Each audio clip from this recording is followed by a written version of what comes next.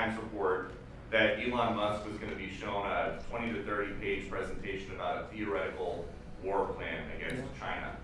Why not just show it to Elon? I don't want to show it to anybody. You know, you're talking about a potential war with China. Now, I deal with these people all the time, and I'm dealing with Pete. I'm dealing with these gentlemen on numerous different airplane purchases, and I think they're all going to be great. But I don't want other people seeing, anybody seeing potential war with China. We don't want to have a potential war with China, but I can tell you if we did, we're very well equipped to handle it. But I don't want to show that to anybody. But certainly you wouldn't show it to a businessman who is helping us so much. He's a great patriot. He's paying a big price for helping us cut costs, and he's doing a great job. He's finding tremendous waste, fraud, and abuse. But I certainly wouldn't want, you know, Elon has businesses in China, and he would be susceptible perhaps to that. Elon was over there today to address costs. DOGE, thing called DOGE, which you've heard about. Pete? That's exactly right, Mr. President. You pointed out it was a fake story. We pointed out it was meant to sort of undermine whatever relationship the Pentagon has with Elon Musk. Elon Musk is a patriot. Elon Musk is an innovator. Elon Musk provides a lot of capabilities our government and our military rely on, and I'm grateful for that. We welcomed him today to the Pentagon to talk about DOGE, to talk about efficiencies, to talk about innovations. It was a great informal conversation. The rest of that reporting was fake. There was no war plans, there was no Chinese war plans, there was no secret plans. That's not what we were doing at the Pentagon.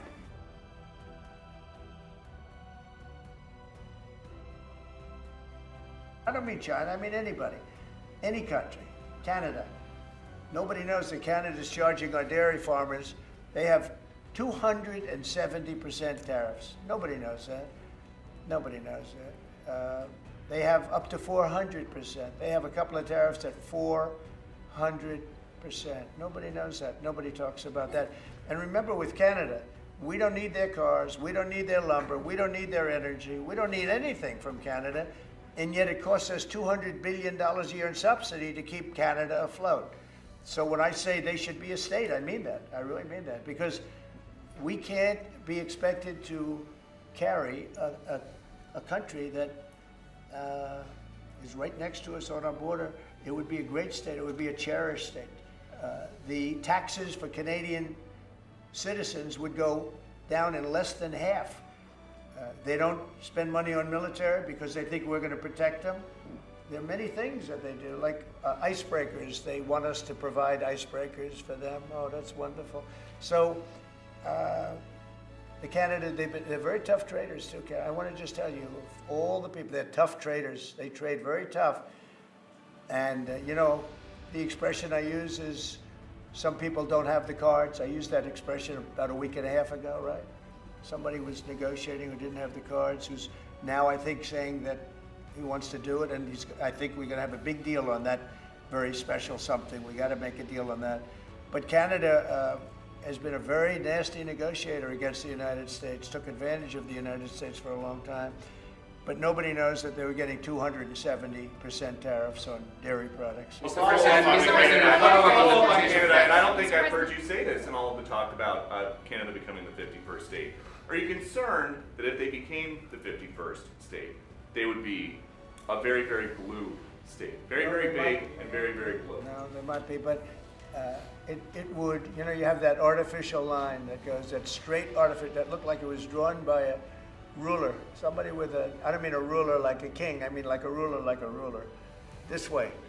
And it's just an artificial line that was drawn in the sand or in the ice. And you know, can I tell you, Peter, just, you add that to this country, what a beautiful landmass, the most beautiful landmass anywhere in the world. And it was just cut off for whatever reason. It would be great. Now, is it liberal? Maybe, but you know, a conservative, until I got involved, because I don't care who wins up there. I frankly probably would do better with the liberal than the conservative, if you want to know the truth. But just a little while ago, before I got involved and totally changed the election, which I don't care about, probably it's to our advantage actually, but the conservative was leading against, I call him Governor Trudeau, the conservative was leading by 35 points. So, you know, so I don't know about that. I think Canada is a place like a lot of other places. If you have a good candidate, the candidate's going to win. And Well, we can talk, but basically, I call April 2nd. I would have made it April 1st, but I didn't want to be April Fool's Day because then nobody would believe what I said, and they do believe me.